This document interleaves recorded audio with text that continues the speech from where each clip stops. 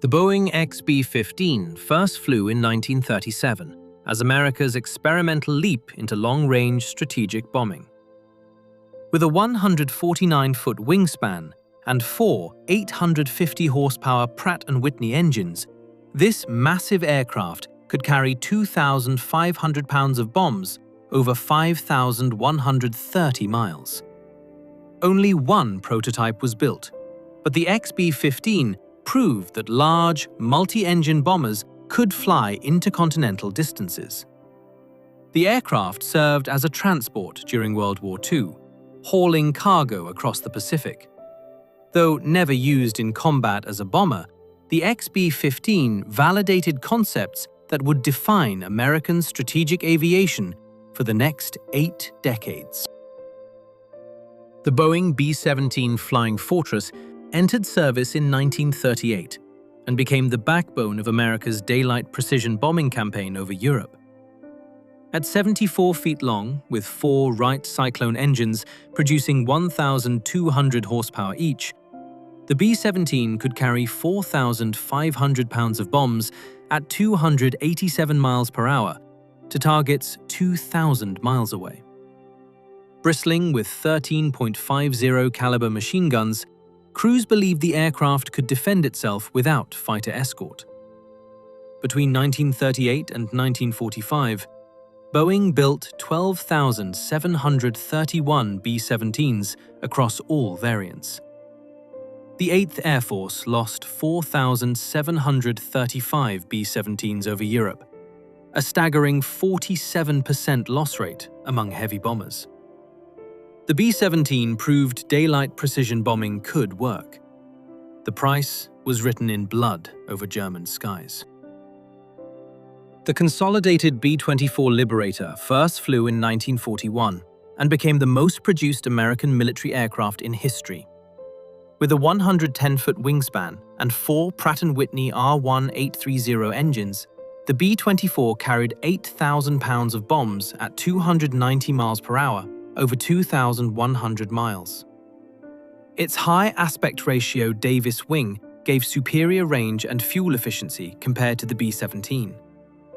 Between 1941 and 1945, American factories produced 18,482 Liberators, more than any other bomber ever built.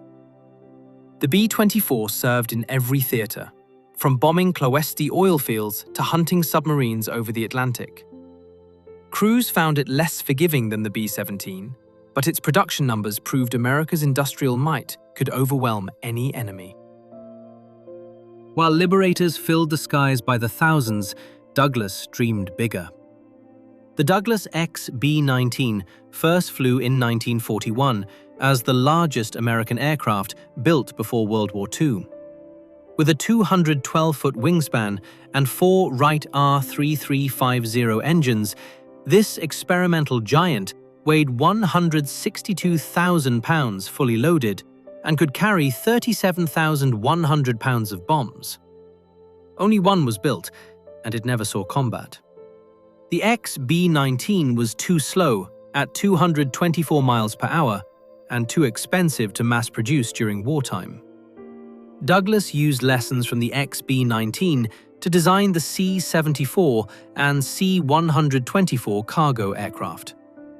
The bomber proved that bigger wasn't always better, but it pushed engineering boundaries that would benefit post-war aviation. While Douglas experimented with giants, Boeing experimented with escorts. The Boeing YB-40 Flying Fortress flew combat missions in 1943 as an experimental gunship escort for B-17 formations. Boeing converted 25 B-17s to YB-40 configuration, stripping out the bomb bay and adding 14.50 caliber machine guns, plus 11,000 rounds of ammunition. The YB-40 was supposed to protect standard B-17s from German fighters. 13 flew combat missions over Europe in mid-1943. The concept failed because the heavily armed YB-40 couldn't keep up with lighter B-17s after they dropped their bombs. The YB-40 proved that specialized escort bombers were impractical. Long-range fighters like the P-51 Mustang solved the escort problem instead. The Boeing B-29 Superfortress entered service in 1944 and revolutionized strategic bombing with pressurized crew compartments, remote-controlled gun turrets, and the ability to carry atomic weapons. At 99 feet long, with 4 Wright R3350 engines producing 2,200 horsepower each, the B-29 could carry 20,000 pounds of bombs at 350 miles per hour to targets 3,250 miles away. Boeing built 3,970 B-29s between 1943 and 1946. The B-29 firebombed Japanese cities, dropped atomic bombs on Hiroshima and Nagasaki, and served through the Korean War until 1960. The Superfortress represented a quantum leap in bomber technology that no other nation could match in 1945.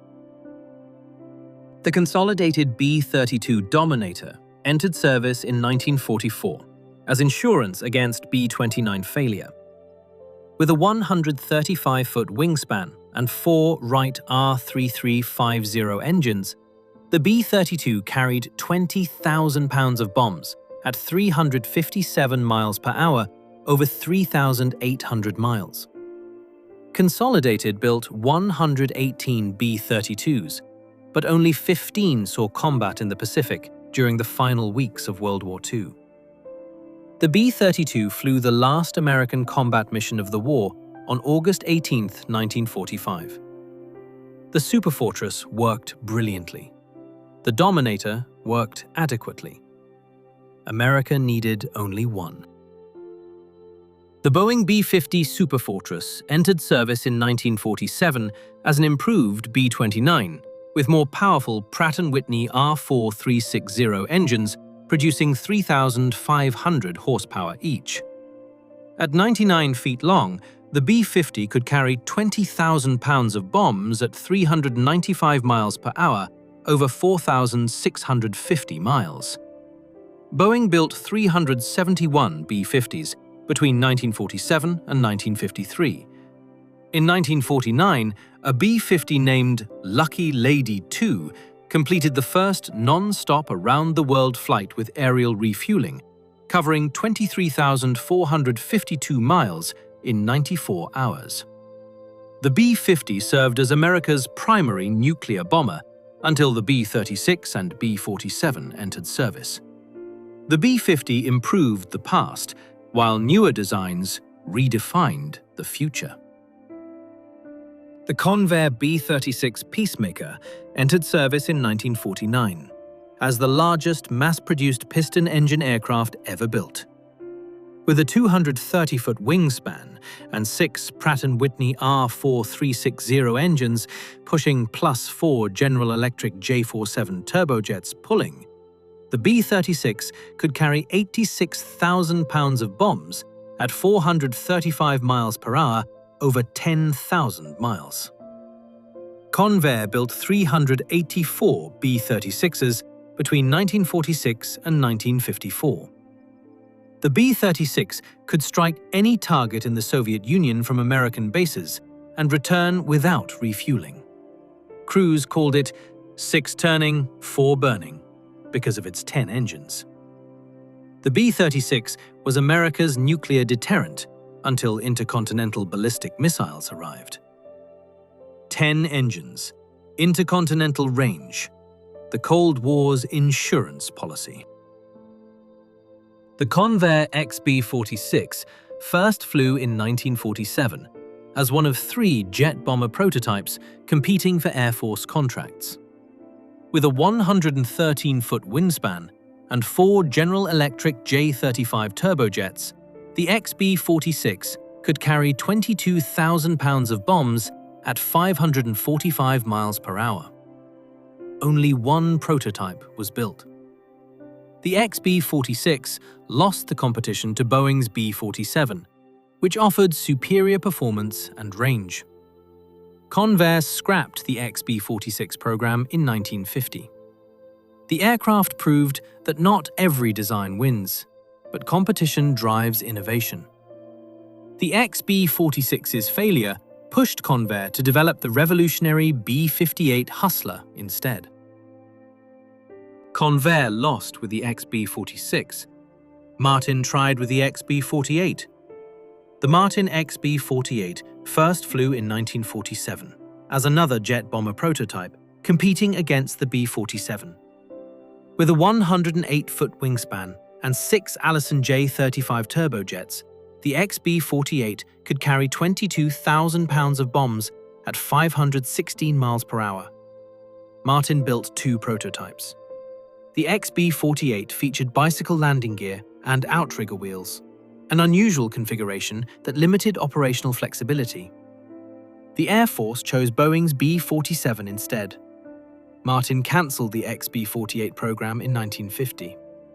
The XB-48 demonstrated innovative ideas, but the B-47's swept-wing design proved superior. 2 prototypes, 6 engines. The better design won. Martin's 6 engines lost. Northrop tried 8 engines in a flying wing. The Northrop YB-49 first flew in 1947 as a jet-powered flying wing derived from the piston engine YB-35. With a 172-foot wingspan and 8 Allison J-35 turbojets, the YB-49 could carry 16,000 pounds of bombs at 493 miles per hour over 4,000 miles. Northrop built 2 YB-49s.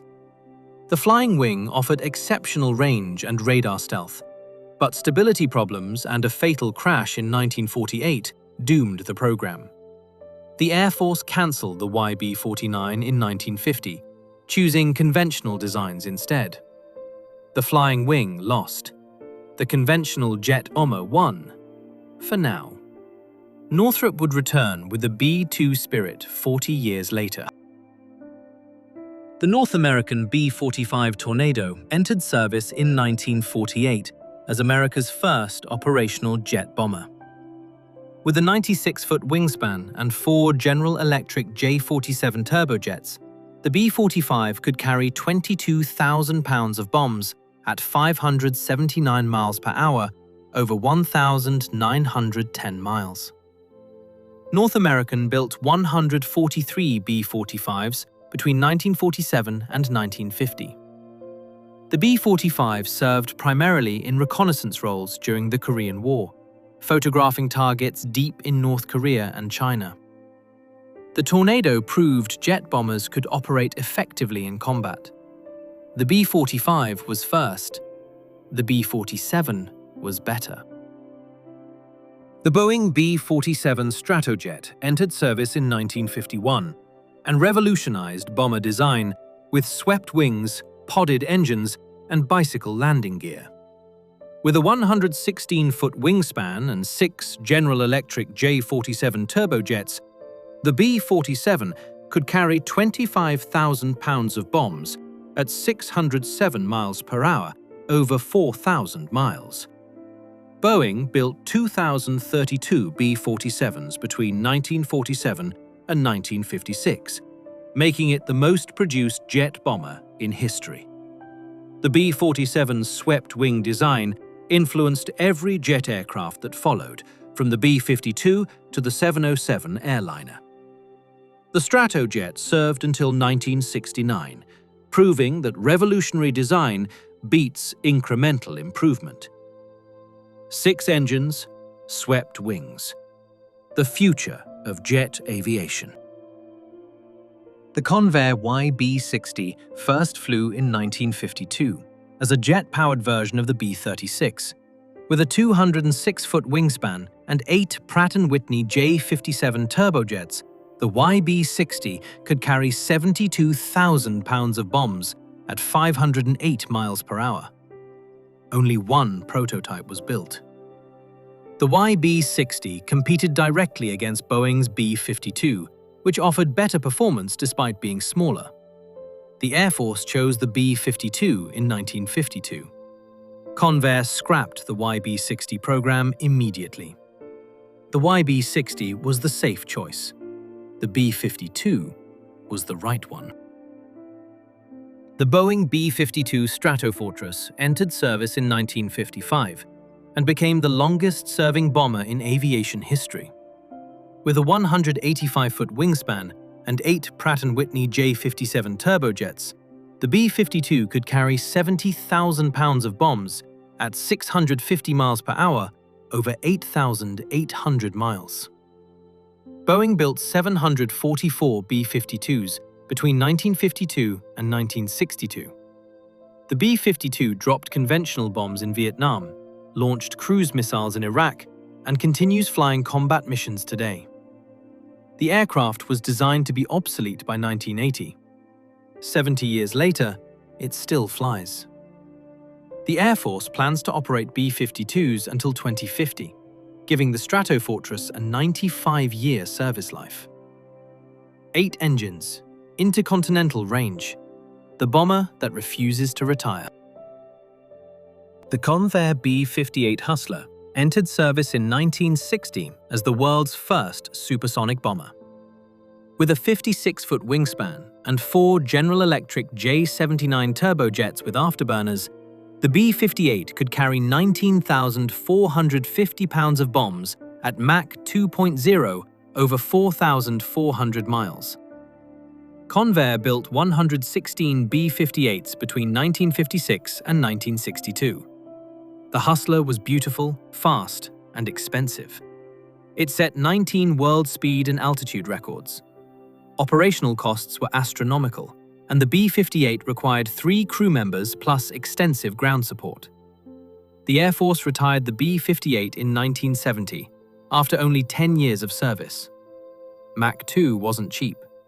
Beauty doesn't pay the bills. The North American XB-70 Valkyrie first flew in 1964 as a Mach 3 strategic bomber designed to fly at 70,000 feet. With a 105-foot wingspan and 6 General Electric YJ-93 turbojets, the XB-70 could carry 50,000 pounds of bombs at Mach 3.08 over 4,300 miles. North American built 2 prototypes. The XB-70 was the most advanced bomber ever designed, featuring a delta wing that folded down at supersonic speeds for improved stability. Soviet surface-to-air missiles made high-altitude bombing obsolete before the XB-70 entered production. Congress cancelled the program in 1961, though NASA continued flight testing until 1969. 2 prototypes, Mach 3, the future of strategic bombing. Then Congress cancelled it. The General Dynamics FB-111A entered service in 1967 as a strategic bomber variant of the F-111 tactical fighter. With a 70-foot wingspan that swept to 33 feet and 2 Pratt & Whitney TF-30 turbofans, the FB-111A could carry 37,500 pounds of bombs at Mach 2.5 over 4,100 miles. General Dynamics built 76 FB-111As between 1967 and 1971. The swing wing design allowed high-speed penetration at low altitude to avoid Soviet radar. The FB-111A served with Strategic Air Command until 1991, then transferred to Tactical Air Command as the F-111G until retirement in 1996. The Mach 3 dream died. The swing-wing compromise survived. The Rockwell B-1A first flew in 1974 as a supersonic strategic bomber designed to replace the B-52. With a 137-foot wingspan that swept to 79 feet and 4 General Electric F-101 turbofans, the B-1A could carry 75,000 pounds of bombs at Mach 2.2 over 6,100 miles. Rockwell built 4 B-1A prototypes. President Carter cancelled the B-1A program in 1977, choosing cruise missiles and the B-2 stealth bomber instead. The B-1A proved swing-wing bombers could fly Mach 2, but political decisions ended the program. Carter killed it, Reagan revived it. The mission never changed. The Rockwell B-1B Lancer entered service in 1986 as a revised B-1A, optimized for low-altitude penetration instead of high-altitude speed. With a 137-foot wingspan that swept to 79 feet and 4 General Electric F101 turbofans, the B-1B could carry 75,000 pounds of bombs at Mach 1.25 over 5,100 miles. Rockwell built 100 B-1Bs between 1983 and 1988. The B-1B traded the B-1A's Mach 2 speed for reduced radar signature and improved low-altitude performance. The Lancer dropped more bombs in Afghanistan and Iraq than any other bomber. The B-1B continues flying today, proving that low and fast beats high and fast. The B-1B flew low to survive. The B-2 disappeared. The Northrop B-2 Spirit entered service in 1989 as the world's first operational stealth bomber. With a 172-foot wingspan and 4 General Electric F118 turbofans buried in the flying wing, the B-2 could carry 40,000 pounds of bombs at 630 miles per hour over 6,900 miles. Northrop built 21 B-2s between 1987 and 2000, at a cost of $2.2 billion per aircraft. The B-2's flying wing design and radar-absorbent materials made it virtually invisible to enemy radar.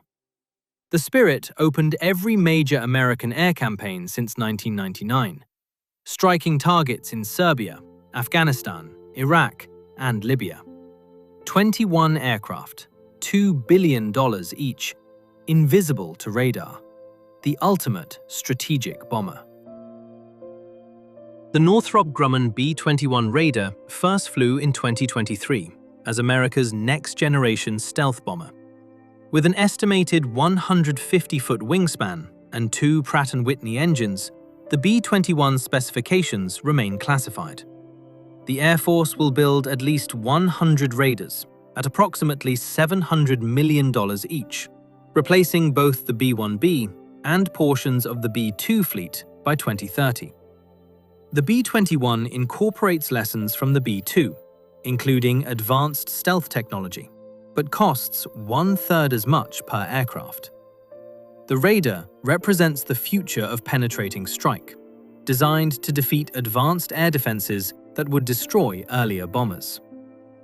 The B-21 continues a tradition starting in 1937.